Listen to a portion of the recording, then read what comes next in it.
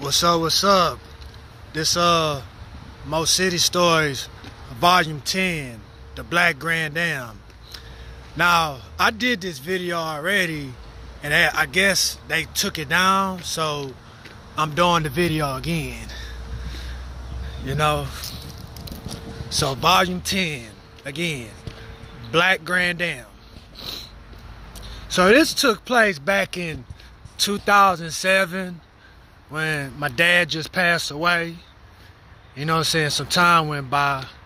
He left me and my brother a nice sum of money. I said, you know what? I want to get me another car, because I had the Millennium, but it's time for me to get another car, you know? That's how I am.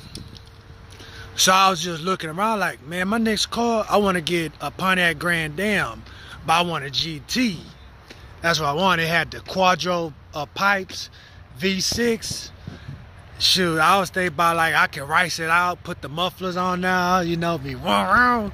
So I ended up getting my money, and I went off 45 South, went to this dealership. They had a green Grand Dam. And I must have put my non-CD in now, and it got stuck, and the CD wouldn't come out.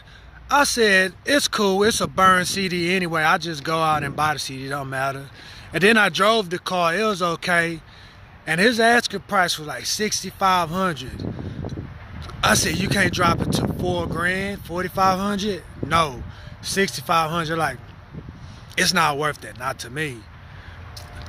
So I said, So I looked around in the green sheet and I found this it's a black Grand Dam Coupe 2000, 58,000 miles, 4,500. I'm like, ooh, a steal. I said, that's a steal right there. I gotta get that. So I called the guy like, man, yeah, you can test drive it. I test drove it and stuff. I said, cool. Give me a couple days, I'm gonna get at you and get the car. So I said a week came by. I said, man, come get the money, get the car. So I went. He took me to the bank, I know, to get the money. And I ended up giving him the money. He ended up giving me the car. What I didn't know was the car came from out of state. The car came from Kansas. It was an out of state car. So I had to get the title to him and register and stuff. So dude was just lying and giving me a runaround. So I had to put temporarily tags on it every month to be riding good. I don't want to be riding dirty, so I have to replace temp tags for $25.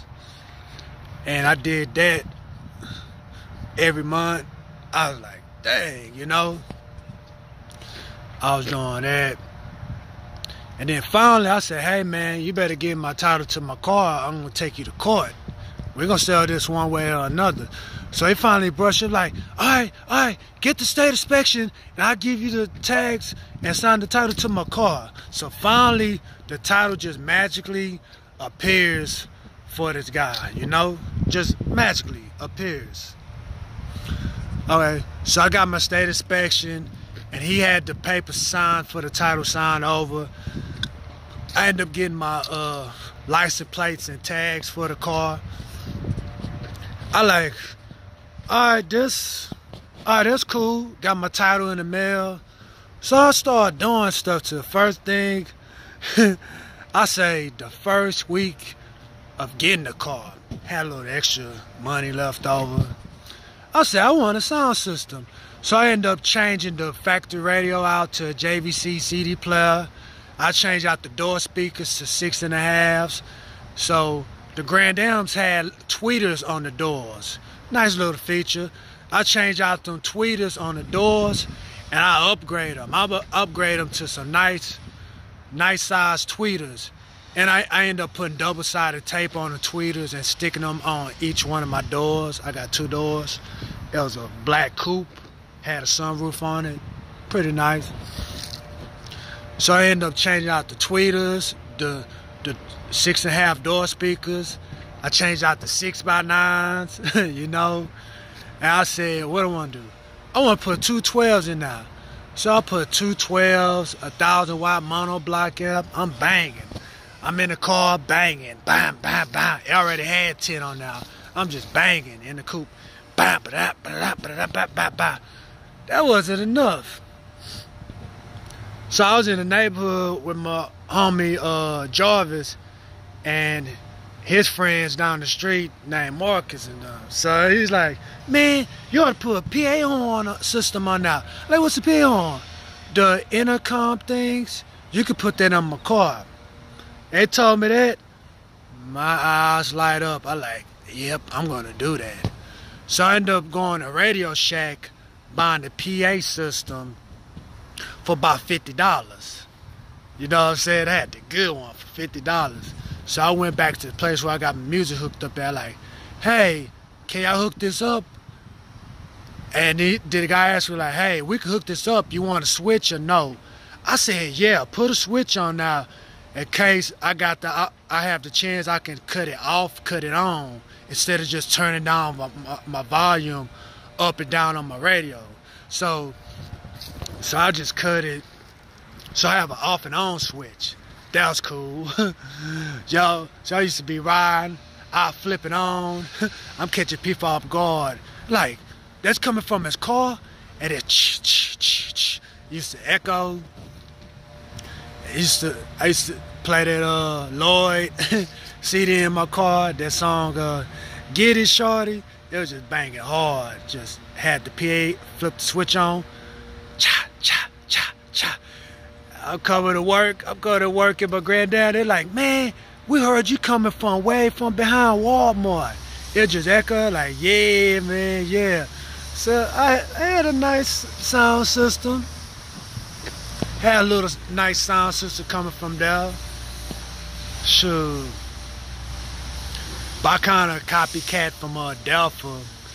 That was in another hood story from Sound Factory. He had the 97 Jeep Grand Cherokee with the 415s punch. He had the speakers underneath the car. But basically I copycat after him. I just used a PA system instead. But he had the switches, so I used the switches. I like, yeah, we could do it like that, you know, with the PA system. So I was going to school at the time.